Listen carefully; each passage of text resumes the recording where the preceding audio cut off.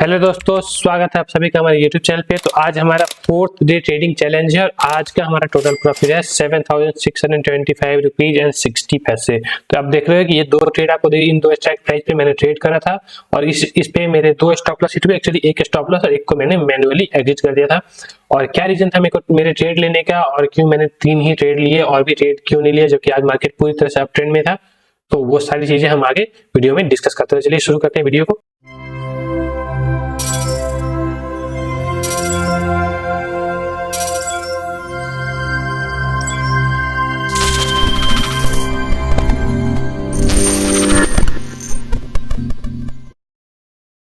तो सबसे पहले ये जो दो ट्रेड मैंने लिया तो इसके मैं आपको ऑर्डर पे लेके चलता हूँ कि किस टाइम पे मैंने ट्रेड को एग्जीक्यूट किया। 29 फरवरी का ट्रेड है और आप देख पा रहे हो कि मैंने 9:36 पे फर्स्ट ट्रेड को एग्जीक्यूट किया। ठीक है, तो 9:36 पे ऐसा क्या था जिसकी वजह से मैंने इस ट्रेड को एग्जीक्यूट किया, तो उसके लिए मैं आपको लेके चलता हूँ 9:36 वाले चार्ट पे। यहाँ से वॉल्यूम को डिसेबल कर देता हूँ ताकि आपको नीचे सही से दिखे। ठीक है, तो पहला ये है हमारा, ये कल का है। ठीक है, यहां से आज मार्केट स्टार्ट हुआ था और टेलीग्राम ग्रुप में भी मैंने ये वाला लेवल शेयर करा हुआ था। ये जो लेवल है ये लेवल मैंने टेलीग्राम में शेयर करा हुआ था कि इसके ऊपर अगर मार्केट टिकता है तो हमें एक अच्छी रैली देखने को मिलेगी। वही हुआ, मैंने टेलीग्राम पे स्पष्ट रूप में इमेज के साथ शेयर करा हुआ था इस लेवल को। ठीक है, तो उसके बाद यहाँ पे मैं भी ट्रेड नहीं कर पाया क्योंकि बहुत फास्ट मोमेंटम था। अगर किसी ने ट्रेड किया है जरूर से बताना। ठीक है, उसके बाद क्या हुआ कि हमारा जो नेक्स्ट लेवल था वो था 22,126 का 22,126। ठीक है, तो यहाँ पे कुछ लोगों को मानना होता है कि ये एक हमारा रेजिस्टेंस था तो यहाँ पे आपने सी क्यों लिया है ना। तो मैं ये बताना चाहूंगा इस वीडियो के माध्यम से कि जो कोई भी रेजिस्टेंस या सपोर्ट फिक्स नहीं होता है, रेजिस्टेंस ही सपोर्ट होता है, सपोर्ट ही रेजिस्टेंस होता है। उसके पीछे का लॉजिक मैं आपको बताता हूँ। ये एक रेजिस्टेंस था, ठीक है, जब तक मार्केट इसके नीचे था ये एक रेजिस्टेंस था। ठीक है, तो ये हमारा ट्रेड का पॉइंट होना चाहिए। यहाँ पे हमें देखना चाहिए कि हमें ट्रेड कैसे करना है।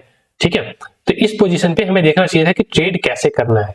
तो जब यहाँ पे मार्केट आया तो क्योंकि ये रेजिस्टेंस था तो ये जो लोग हैं ये रेड करने वाले कैंडल को रेजिस्टेंस पे जो बैठे लोग थे जो सेल कर रहे थे उन्होंने अपना सेल कर दिया।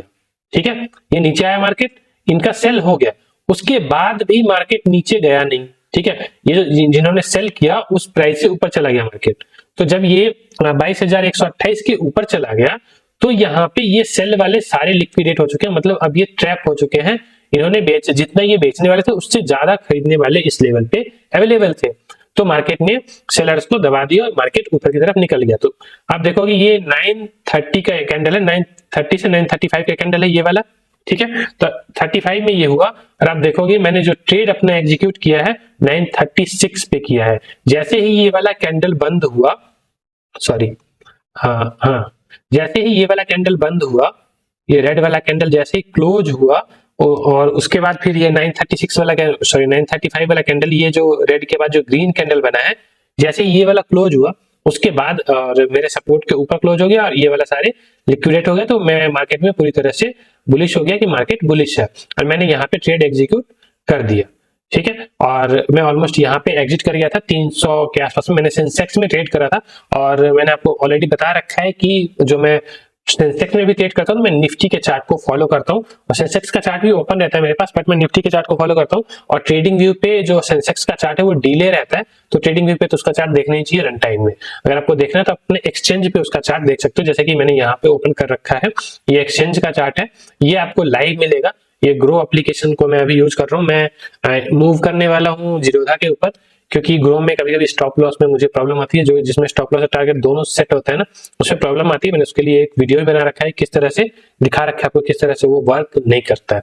ठीक है, तो ये हमारा फर्स्ट ट्रेड था और इसमें मेरे को अच्छा प्रॉफिट हुआ और ये अब देखोगे कितना प्रॉफिट हुआ। तो ऑलमोस्ट 10,274 रुपीज एंड 40 पैसे का प्रॉफिट मेरे को एक ही ट्रेड में हो गया था, जबकि क्वांटिटी मेरी कम थी।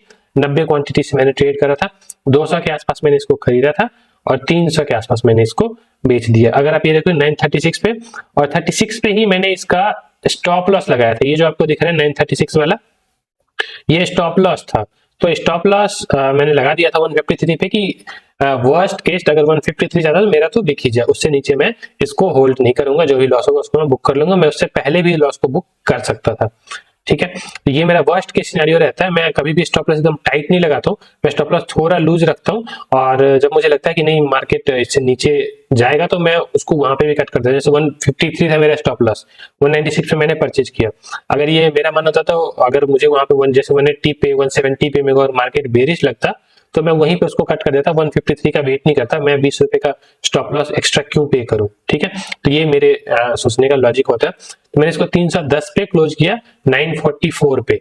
944 पे कौन सी कैंडल बनी थी, ये देखो, ये 940 से 944 पे जब मार्केट ने इस हमारे रेजिस्टेंस को टच किया तो मैंने यहाँ पे अपने ट्रेड को क्लोज कर दिया। इसके ऊपर ये चला गया था 330-40 तक, तो उसी टाइम चला गया था, बट मैंने क्लोज कर दिया। और फिर वो जब इतने से रिट्रेसमेंट में ही वापस से 230-40 का प्राइस आ गया था। ठीक है, जबकि मार्केट मैंने यहाँ सेल किया था और ऊपर ही रहा, तब भी 230-40 का प्राइस आ गया था। तो उसके बाद फिर मैंने मार्केट को देखना बंद कर दिया, क्योंकि मेरा प्रॉफिट हो चुका था। और एक अच्छे प्रॉफिट के बाद, क्योंकि मैं अभी 20,000 कैपिटल से ट्रेड कर रहा हूँ, तो 10,000 का प्रॉफिट होना मतलब कैपिटल 50% से इंक्रीज हो गया, तो इसलिए मैंने वहां पे क्लोज कर दिया और फिर मैंने मार्केट को देखना बंद किया। अगर मैं अवेलेबल होता तो एक भाई ने मेरे टेलीग्राम ग्रुप जो हमारा है उस पे एक भाई ने बोला है कि यहाँ पे उस ग्रुप में, क्योंकि वो ओपन है चैट के लिए भी, तो वहां पे एक परेश भाई है, उन्होंने CP बाई के लिए बोला था कुछ, तो वो मैंने अभी सही से देखा नहीं है, बट एक भाई ने यहाँ पे PE बाई कर लिया और उन्होंने बोला कि यहाँ पे रेजिस्टेंस था, इसलिए मैंने PE बाई कर लिया। तो इसलिए मैं इस वीडियो में वो समझाना चाह रहा हूँ कि जो कोई भी अगर रेजिस्टेंस है, ठीक है, बट उस रेजिस्टेंस पे वेट करो कि कोई बेरिश कैंडलस्टिक पैटर्न बने या कोई बेरिश स्ट्रक्चर बने। जब तक कुछ भी बेरिश पैटर्न या स्ट्रक्चर नहीं बनता है तब तक आप उसमें एंट्री मत लो, क्योंकि आप इसमें अगर एंट्री ले रहे हो, इस ट्रेड में एंट्री ले रहे हो, तो अब मान लिया आपने एंट्री ले लिया, लेकिन आपका ये स्टॉप लॉस होना चाहिए, क्योंकि अगर ये छोटी कैंडल में आप एंट्री ले रहे हो तो इसके जस्ट बाद आपका स्टॉप लॉस होना ही चाहिए। यहाँ पे आपको एग्जिट कर जाना है एनी हाउ। ठीक है, तो उसमें आपका क्या होगा, कैपिटल बचा रहेगा। जब तक आपका कैपिटल बचा रहेगा तभी तक आप मार्केट में कुछ कर सकते हो। तो ये हमारा स्टॉप लॉस होना चाहिए था अगर आप इस कैंडल पे ट्रेड लेते भी हो तो। और इन केस उस ग्रुप में अगर किसी और का मैसेज आता है तो आपकी जिम्मेदारी है कि उसमें अगर आप ट्रेड ले रहे हो तो उसमें लॉस अगर प्रॉफिट जो भी हो रहा है वो आपका हो रहा है, ना वो मैसेज करने वाले का हो रहा है, ना मेरा हो रहा है। मैं यहाँ पे आपको सिखाने के लिए आया हूँ, उसमें मैं आपकी हेल्प करूंगा। मैं ट्राई करूंगा कि आप अच्छे से लर्न करो। जैसे यहाँ पे एकदम ये बुलिश स्ट्रक्चर था, जिस तरह से जिस लॉजिक पे मैंने यहाँ पे ट्रेड लिया, नीचे मैंने जिस लॉजिक पे इसको ट्रेड किया, सेम लॉजिक यहाँ पे भी अप्लाई हो रहा था और मैं इस टाइम पे अवेलेबल भी था। बट क्या हुआ कि इसने इंस्टेंट इतना ब्रेक थ्रू दिया कि मैं एंट्री ले नहीं पाया, क्योंकि मैं सोच रहा था कि यहाँ पे कुछ बुलिश एक कैंडल बनेगा, मेरे को एक स्टॉप लॉस मिलेगा तो मैं यहाँ पे ट्रेड करूंगा। बट ये फट से ऊपर चला गया। इतना ऊपर जाने के बाद में इतना लंबा स्टॉप लॉस मैं लेके नहीं खेल सकता था, इसलिए मैंने इसमें एंट्री नहीं ली। इस टाइम पे मैं मार्केट में अवेलेबल था बट इसने मेरे को एंट्री नहीं दी, तो मैं रुक गया। ठीक है, इसके बाद और एक चीज और, जब मार्केट इतना बुलिश होता है ना, तो आप एटलीस्ट निफ्टी में जब आप ट्रेड करते हो तो जब तक मार्केट 9 EMA के ऊपर है तब तक तो आप पुट साइड का सोचो ही मत।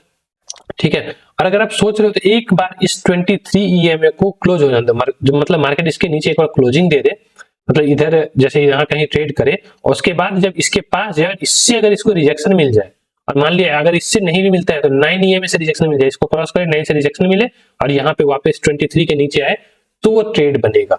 ठीक है, तो जो भी मैं ट्रेड करता हूँ वो मतलब कुछ लॉजिक सोच के कि क्यों ट्रेड ले रहा हूं मैं और वहां पे क्या मेरा स्टॉप लॉस बनेगा। ठीक है, वो चीजें आपको पहले से पता होनी चाहिए, स्टॉप लॉस क्या बनेगा। और मैं डेली जो अपडेट वीडियो बनाता था उसके लिए जो हमारे सपोर्ट रेजिस्टेंस है इसको आप मार्क कर लेना। ठीक है, और जो हमारा जो कल के लिए सबसे इंपॉर्टेंट सपोर्ट या सबसे इंपॉर्टेंट लेवल रहेगा, मैं सपोर्ट रेजिस्टेंस कहना ही छोड़ देता हूँ, लेवल रहेगा, उस लेवल पे हमें देखना है कि मार्केट बुलिश है या बेरिश है। बुलिश है तो हमें ऊपर की तरफ जाना है, बेरिश है तो नीचे की तरफ आना है। और अगर आप उस पर इंस्टेंट ट्रेड लेते हो कि मतलब टच करने पे ट्रेड लेना है, तो जैसे ही उसके ऊपर की क्लोजिंग हो तो आपको उस समय ट्रेड से एग्जिट कर जाना है, स्टॉप लॉस लगा के रखना है। ठीक है, तो ये हमारा निफ्टी में 22,332 का जो ये हमारा इंपॉर्टेंट क्रूशियल लेवल रहेगा। कल अगर मार्केट इसके ऊपर किसी तरह से रहता है और ऊपर ट्रेड करता है इस तरह से, अगर आपको मोमेंटम देखने को मिले, तो उसके बाद जब उसको ब्रेक करेगा तो हमें इस तरह का एक शार्प मोमेंटम ऊपर की साइड देखने को मिल सकता है। और अगर मार्केट इसके नीचे ट्रेड करता है और सेम पैटर्न अगर या तो इसको टच करके और वापस नीचे आता है और यहाँ पे कुछ बेरिश स्ट्रक्चर बनाता है, तो हम यहाँ पे ट्रेड को एग्जीक्यूट करेंगे। या फिर अगर यहाँ पे ये भी ऐसे ऐसे बना के रेंज बना के उसके रेंज का ब्रेकआउट देता है, ब्रेकआउट का रेंज को रिटेस्ट करेगा। उस केस में यहाँ पे फिर हमें देखना है कि यहाँ पे कुछ बेरिश कैंडल बन रहा है या नहीं, तो हम नीचे का ट्रेड प्लान करेंगे। तो ये हमारा कल के लिए निफ्टी में प्लान रहेगा, कल के लिए मतलब मंडे के लिए।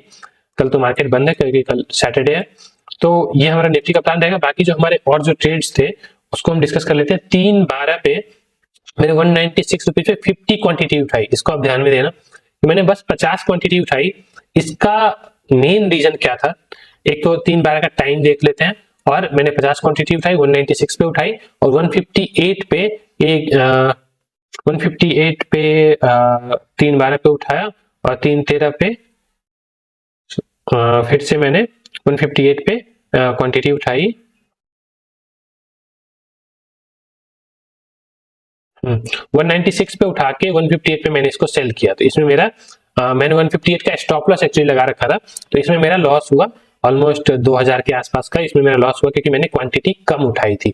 कम क्वांटिटी उठाने का रीजन क्या था कि मैं ऑलरेडी 10,000 के प्रॉफिट में था, और अगर मैं ज्यादा क्वांटिटी लगाता तो हो सकता था कि अगर मैं गलत होता तो मेरा सारा का सारा प्रॉफिट आज का लास्ट मोमेंट में चला जाता और मैं लॉस में आ जाता। इसलिए मैंने मैक्सिमम उतनी ही क्वांटिटी लगाई जो मेरा आज का प्रॉफिट था। ठीक है, इस चीज को ध्यान में रखने की जरूरत है। हमें हमें अपना कैपिटल प्रोटेक्ट करने की जरूरत है। अगर मेरा 100% लॉस भी हो जाता है ना, तो भी आज का दिन नेट सम जीरो पे बंद हो जाता, ज्यादा ज्यादा उससे ज्यादा कुछ नहीं होता। इसलिए मैंने इतनी ही क्वांटिटी उठाई।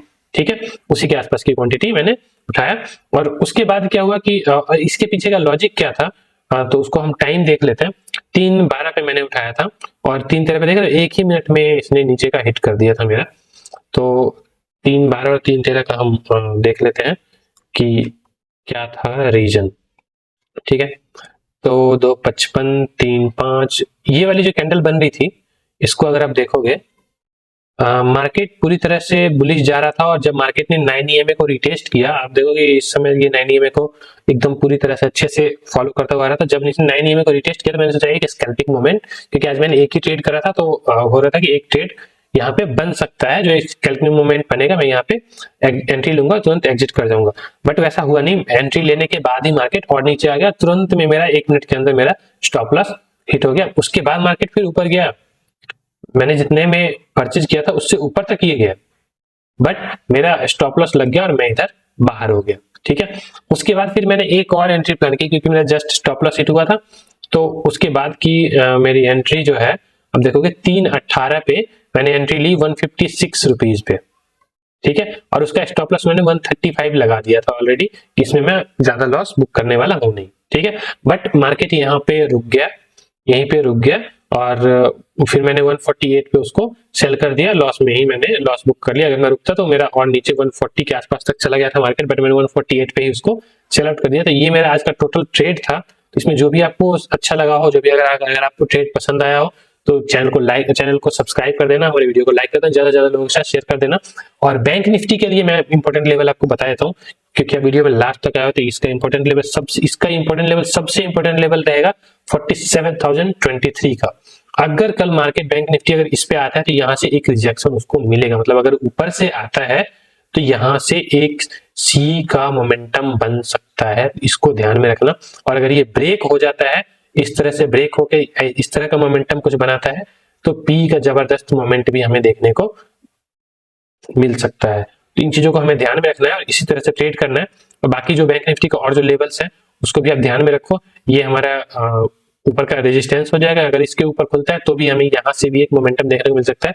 यहाँ पे हम देखेंगे कि मार्केट कौन सा कैंडलस्टिक बना रहा है। इसके ऊपर हमारे पास कोई सपोर्ट रेजिस्टेंस नहीं है। मैं टेलीग्राम पे अवेलेबल रहूंगा, वहां पे अगर कुछ बनता है तो मैं शेयर करूंगा, तो टेलीग्राम को जरूर से ज्वाइन कर लेना। मैं पिन कमेंट में उसका लिंक डाल दूंगा और डिस्क्रिप्शन में भी डाल दूंगा, तो उसको जरूर से ज्वाइन कर लेना। अभी उसमें कम ही लोग हैं, 20-25 लोग ही हैं, तो उसको जरूर से जरूर ज्वाइन करना और उस पर हम लोग डिस्कस करेंगे और जो भी आपकी क्वेरीज होंगी उसको सॉल्व करने का ट्राई करेंगे। Thanks for watching, do like subscribe and share my videos.